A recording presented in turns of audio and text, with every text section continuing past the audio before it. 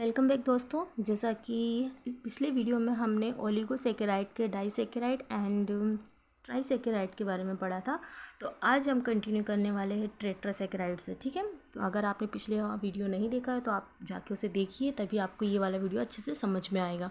सो आज हम टेट्रासेकेराइड की बात कर रहे हैं। टेट्रासेकेराइड में कितनी शुगर होती है? तो इसमें 4 शुगर होती है। ठीक है, याद रखिएगा, इसमें 4 शुगर होती है। और इसका एग्जाम्पल क्या है? स्टेकायोस और सेसम्स। तो ये इंपॉर्टेंट नहीं है, तो आप इसको याद भी मत रखिए। तो यहाँ पे आप देखिए स्टेकायोस जो बहुत इंपॉर्टेंट है। तो स्टेकायोस किससे मिलके बना है? ये रेफिनोस और गैलेक्टोस से मिलके बना है। ठीक है, रेफिनोस यहाँ पे अब आप देखिए इंपॉर्टेंट चीज़, 3 शुगर यानी 3 रेफिनोस और 2 गैलेक्टोस से मिलके बना है क्या? स्टेकायोस। ओके, इसका फॉर्मूला क्या है? C24H42O21, जिसमें से हमने 3 H2O के मॉलिक्यूल बाहर निकाल दिए। ठीक है, अब ये कहाँ पाया जाता है? तो ये पाया जाता है पीली पत्तियों में। ओके, ये कहाँ पाया जाता है? पीली पत्तियों में। तो ये याद रखिएगा आप। नेक्स्ट हम बात करें यहाँ पे पेंटासेकेराइड में। तो पेंटासेकेराइड की अगर हम बात करें तो ये इसमें कितनी शुगर होती है? तो ये मैंने पहले ही बता चुकी हूँ आपको, मैं फिर भी बता देती हूँ। तो इसमें शुगर होती है 5, यानी इसमें 5 शर्करा होती है, 5 शुगर होती है पेंटासेकेराइड में। और इसका एग्जाम्पल क्या है? वर्वाकोस। ठीक है, वर्वाकोस इसका एग्जाम्पल है। और ये किससे मिलके बना है? तो ये ग्लूकोज, फ्रैक्टोज और 3 गैलेक्टोज से मिलके बना है। ठीक है, ग्लूकोज, फ्रैक्टोज और 3 गैलेक्टोज से मिलके बना है। ये कहाँ पाया जाता है? तो ये पाया जाता है सोयाबीन में। ठीक है, ये कहाँ पाया जाता है? सोयाबीन में। तो यहाँ पे हमारे कार्बोहाइड्रेट के जो हमने मोनोसेकेराइड के बारे में पढ़ा था, इसके पार्ट्स पूरे हो चुके हैं। तो आज हमने किसको पूरा कर लिया है? तो वो है ओलिगोसेकेराइड को हमने यहाँ पूरा कर लिया है। हमने डाइसेकेराइड और ट्राइसेकेराइड एंड आज हमने टेट्रासेकेराइड और पेंटासेकेराइड के बारे में पढ़ा है। ठीक है, तो हमने ये ओलिगो जो सबसे इम्पोर्टेंट जो इसमें टॉपिक होते हैं वो कवर कर लिए हैं। अब हम इसके थर्ड पार्ट पे चलेंगे, यानी कार्बोहाइड्रेट के थर्ड पार्ट पे चलेंगे, दैट इज़ पॉलीसेकेराइड। ठीक है, जिसमें मिनिमम शुगर कितनी होती है? मिनिमम शुगर 10 होती है और मैक्सिमम होती है अनंत यानी अनलिमिटेड। तो इसको भी 2 कैटेगरी में डिवाइड किया है। पॉलीसेकेराइड को 2 कैटेगरी में बांटा है यहाँ पे। तो आप देखिए पहली कैटेगरी क्या है इसकी? होमोपॉलीसेकेराइड। होमोपॉलीसेकेराइड को हम क्या बोलते हैं हिंदी में? इसको हम बोलते हैं सम। ठीक है, इसको हम सम कहते हैं। और दूसरी कैटेगरी क्या है? हेट्रोपॉलीसेकेराइड, जिसको हम कहते हैं विषम। ठीक है, जिससे हम बोलते हैं विषम। ठीक है, यानी सम कैटेगरी और विषम कैटेगरी। अब यहाँ पे देखिए सम कैटेगरी जो है, यहाँ पे होमोपॉलीसेकेराइड को 2 कैटेगरीज में डिवाइड कर दिए गया है। अगर इसकी कैटेगरीज को हम हटा दें, मैं आपको एक सिंपल भाषा में समझा रही हूँ कि होमोपॉलीसेकेराइड में क्या क्या एग्जाम्पल आते हैं? तो इसमें आता है सेल्यूलोज। ठीक है, सेल्यूलोज, काइटिन और स्टार्च, ये 3 आते हैं। बट इन तीनों को हमने क्या किया है? 2 भागों में बांट दिया है। तो एक जो होता है स्ट्रक्चरल यानी संरचनात्मक और स्टोरेज यानी संचित, हमने 2 कैटेगरीज में इन तीनों को बांट दिया है। और यहाँ पे हेट्रो, जिसे हमने अभी क्या कहा है? विषम पॉलीसेकेराइड कहा है। तो इसका एग्जाम्पल क्या हो जाता है? वो है ग्लाइकोजन। तो हम बात करते हैं यहाँ पे सेलुलोज से। ठीक है, तो हम सेलुलोज से यहाँ से स्टार्ट करते हैं। तो यहाँ पे आप देखिए, प्राकृतिक में सर्वाधिक मात्रा में पाया जाने वाला कार्बोहाइड्रेट है। यानी अगर क्वेश्चन आता है प्राकृतिक में सर्वाधिक मात्रा में पाया जाने वाला कार्बोहाइड्रेट कौन सा है, तो वो है सेल्यूलोज। ठीक है, ये कहाँ मिलता है? अब ये प्लांट्स में मिलता है, हरी पत्तियों में मिलता है, और ये पौधों की कोशिका भित्ति में पाया जाता है। ठीक है, इसका उपयोग कहाँ होता है? इसका उपयोग होता है दवाई बनाने में, कपड़ा उद्योग में और कागज़ बनाने में इसका उपयोग होता है। अब यहाँ पे आप देखिए कि सेल्यूलोज का पाचन नहीं किया जा सकता। ठीक है, सेल्यूलोज का पाचन नहीं किया जा सकता। क्यों नहीं किया जा सकता भाई? क्योंकि अब आप ध्यान से सुनिएगा, जो आदि मानव होते थे, यानी हम जो इंसान है वो आदि मानव से ही डेवलप हुआ है।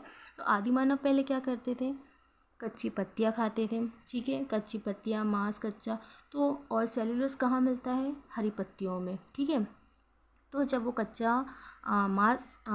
कच्ची पत्तियाँ खाते थे, ठीक है, तो हमारा एक ऑर्गन है जिसे हम अपेंडिक्स कहते हैं, वो अच्छे से काम करता था, उन पत्तियों को क्या करता था, बारीक करता था वो, तो वो बारीक होके अच्छे से डाइजेस्ट हो जाता था। पर जैसे जैसे इंसान का डेवलप होता गया, ठीक है, जैसे जैसे इंसान का डेवलप होता गया तो उसका वो ऑर्गन जो है अपेंडिक्स काम करना कम करता गया और अब ऐसा आ गया है कि हम हर चीज़ बॉईल करके खाते हैं, तो हमारा अपेंडिक्स अब क्या हो गया, काम करना बंद कर दिया है उसने, ठीक है।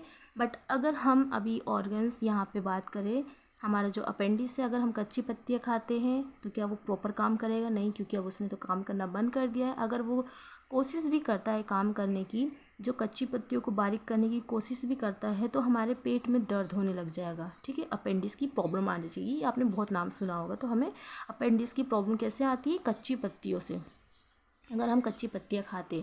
इस वजह से हम सेलुलोज का पाचन नहीं कर पाते, क्योंकि ये किस में होता है? हरी पत्तियों में होता है, ठीक है। यहाँ आपको समझ में आया कि सेलुलोज का पाचन क्या हम कर सकते हैं? तो इसका सीधा सीधा आंसर है नहीं। अब यहाँ पे देखिए, यहाँ पे आ जाती है बात, रायोन किसका बहुलक है, ठीक है, जो यहाँ पे है रायोन्स, वो किसका बहुलक है? अब एक चीज़ देखिएगा आप, तो वो है सेलुलोज का। अब ये रायोन्स कहाँ से आया? हम तो सेलुलोज के बारे में पढ़ रहे थे, तो ये इम्पोर्टेंट है, इसको याद रखिए कि बहुत सारे ग्लूकोज मिलके क्या बनाते हैं? बहुत सारे ग्लूकोज मिलके बनाते हैं सेलुलोज। सेलुलोज किससे बनता है? बहुत सारे ग्लूकोज से मिलके सेलुलोज बनता है, ठीक है। अब बहुत सारे सेलुलोज मिलके क्या बनाते हैं? बहुत सारे सेलुलोज मिलके बनाते हैं रायोन्स। तो अब इस हिसाब से रायोन्स का बहुलक क्या हुआ? सेलुलोज, ठीक है। सेलुलोज किससे बनता है? ग्लूकोज से, ठीक है, ग्लूकोज से बनता है। और यहाँ पे सेलुलोज, बहुत सारे सेलुलोज मिलके क्या बनाते हैं? रायोन्स, ठीक है। इजी है, बस आप ध्यान दीजिए यहाँ पे। अब यहाँ पे देखिए आप कि एक और क्वेश्चन आता है कि सेलुलोज किसका बहुलक है? जैसे कि मैंने अभी बताया आपको, बहुत सारे ग्लूकोज मिलके क्या बनाते हैं? सेलुलोज बनाते हैं। तो सेलुलोज का बहुलक क्या होगा? ग्लूकोज, ठीक है। अब यहाँ पे सेलुलोज में केवल कार्बोहाइड्रेट होता है और ये संरचनात्मक में आता है, जैसा कि मैंने आपको बताया है। ये किसका भाग है? संरचनात्मक का भाग है होमोपॉलीसेकेराइड का। होमोपॉलीसेकेराइड में क्या होता है? इसमें सिर्फ कार्बन, ये आप जो देख रहे हैं सेलुलोज, काइटिन, स्टार्च, ये सब कार्बन है इसमें। और यहाँ पे आप देखेंगे, ठीक है, यहाँ पे आप देखेंगे ग्लाइकोजन, तो ये दो चीज़ से मिलके बना है, कार्बोहाइड्रेट और वसा। तो जो ये हेट्रोपॉलीसेकेराइड होता है, ये दो चीज़ से मिलके बनता है, कार्बोहाइड्रेट और वसा। और यहाँ पे होमो ओनली कार्बोहाइड्रेट से मिलके बनता है, ठीक है। अब यहाँ पे आप देखिए, हमने सेलुलोज के बारे में पढ़ा, अब हम काइटिन की बात करेंगे। प्रकृति में दूसरी सर्वाधिक मात्रा में पाया जाने वाला कार्बोहाइड्रेट है, ठीक है। अब यहाँ पे नेचर के बाद हमें सबसे सेकंड क्या पाया जाता है? तो कीट, ठीक है, जो कीट होते हैं वो सबसे ज़्यादा हम नेचर के बाद पाए जाते हैं, इंसानों से भी ज़्यादा कीट है यहाँ पे। तो कीटों की जो ऊपरी परत होती है किसकी बनी होती है? तो वो बनी होती है काइटिन की, ठीक है, उसकी ऊपरी परत बनी होती है काइटिन की, ठीक है। अब यहाँ आप देखिए, कवक की कोशिका भित्ति भी इसी की बनी होती है। जो कवक होता है ना, उसकी कोशिका भित्ति किससे बनी होती है? वो भी काइटिन से बनी होती है, ठीक है। अब हम स्टार्च की बात करते हैं। स्टार्च को किस कैटेगरी में हमने डाला है? संचित यानी स्टोरेज की कैटेगरी में डाला है हमने, ठीक है, याद रखिएगा ये भी। तो यहाँ पे देखिए आप कि ये पौधों में संचित कार्बोहाइड्रेट का रूप है, ठीक है, कार्बोहाइड्रेट का रूप है। किसमें? पौधों में जो संचित होता है ये। तो अब यहाँ पे देखिए कहाँ पाया जाता है? आलू में पाया जाता है। मानव द्वारा सर्वाधिक मात्रा में खाए जाने वाला कार्बोहाइड्रेट है स्टार्च। सर्वाधिक मात्रा में कौन सा कार्बोहाइड्रेट खाया जाता है? तो वो है स्टार्च, ठीक है। अब यहाँ पे देखिए 3 क्वेश्चन सबसे इम्पोर्टेंट बनते हैं। प्रकृति में सर्वाधिक मात्रा में पाया जाने वाला कार्बोहाइड्रेट सेल्यूलोज है, ठीक है। देन सेकेंड यहाँ पे पूछा है दूसरा सर्वाधिक मात्रा में पाया जाने वाला कार्बोहाइड्रेट, तो वो काइटिन है। और मानव द्वारा खाया जाने वाला सबसे ज़्यादा कार्बोहाइड्रेट मात्रा में खाया जाने वाला सबसे कार्बोहाइड्रेट कौन सा है? तो वो है स्टार्च, ठीक है। जो यहाँ पे इंपॉर्टेंट है मैंने पूरा कर दिया है। अब यहाँ पे हम हेट्रो की बात करते हैं, यानी विषम की बात करते हैं, विषम पॉलीसेकेराइड की। तो यहाँ पे ये ग्लाइकोजन है जो मानव शरीर के लिवर और कंकाल के मांसपेशियों में संचित होता है। ये कहाँ संचित होता है? ये लिवर और मांसपेशियों में संचित होता है, ठीक है। अब यहाँ देखिए ग्लाइकोजन जो है वो दो चीज़ से मिलके बना है। किससे बना है? कार्बोहाइड्रेट और वसा से। ठीक है, ये किससे बना है? कार्बोहाइड्रेट और किससे बना है? प्लस वसा से। आप इसको नोट कर लीजिएगा, कार्बोहाइड्रेट और वसा से मिलके बना है। ठीक है, और इसको हमने किस कैटेगरी में डाला है? इसको हेट्रो यानी विषम कैटेगरी में हमने डाला है। ठीक है, तो अब आप यहाँ देखिए दूसरा हम बात करें हेपरिन।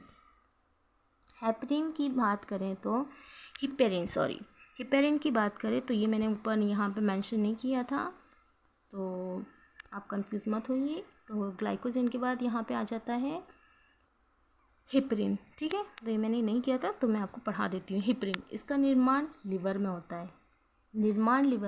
ग्लाइकोजन संचित होता है वहाँ पे और इसका निर्माण होता है लिवर में। यह एक थक्कारोधी पदार्थ है। यह क्या है? थक्कारोधी पदार्थ है जो ब्लड को जमने से रोकता है। ठीक है, वरना अगर ये नहीं होगा तो क्या होगा? हमारा जो ब्लड है बहता जाएगा तो ये एक थक्की के रूप में काम करता है। और ये कहाँ पाया जाता है? हेट्रापोलीसैकेराइड के कैटेगरी में आता है। ये ज़्यादा इंपॉर्टेंट नहीं है इसलिए मैंने इसको ऊपर मेंशन नहीं किया था, बट मैंने इसको फिर भी यहाँ पे कवर कर लिया है कि अगर कभी ये आता है तो आप ये बता सको कि ये कहाँ इसका निर्माण होता है। मैंने ये ब्रैकेट में लिखा है तो ये इम्पोर्टेंट है, इसलिए ही मैंने इसको ब्रैकेट में डाला है कि आपको ये पता हो कि ये कहाँ निर्माण होता है। इसका हेपरिन का जो कहाँ निर्माण होता है तो वो होता है लिवर में। ठीक है, तो ये यहाँ पे कंप्लीट हो चुका है हमारा कार्बोहाइड्रेट। ठीक है, कार्बोहाइड्रेट हमने पूरा कर लिया है। तो अब हम इसके बाद नेक्स्ट वीडियो में कंटिन्यू करेंगे विटामिन्स के बारे में। ठीक है, विटामिन्स को हम पूरा लेंगे। यहाँ पे उसके फाउंडर कौन थे, कितने विटामिन्स होते हैं, बी कॉम्प्लेक्स के बारे में पढ़ेंगे। हम हर एक चीज़ को यहाँ पे कवर करने की पूरी कोशिश करेंगे। और आपको वीडियो अच्छा लग रहा है और आपको चीज़ें समझ में आ रही हैं तो प्लीज़ लाइक कीजिए। अगर नहीं है तो आप प्लीज़ कमेंट में बताइए ताकि मैं इसे और इम्प्रूव कर सकूँ। Thank you.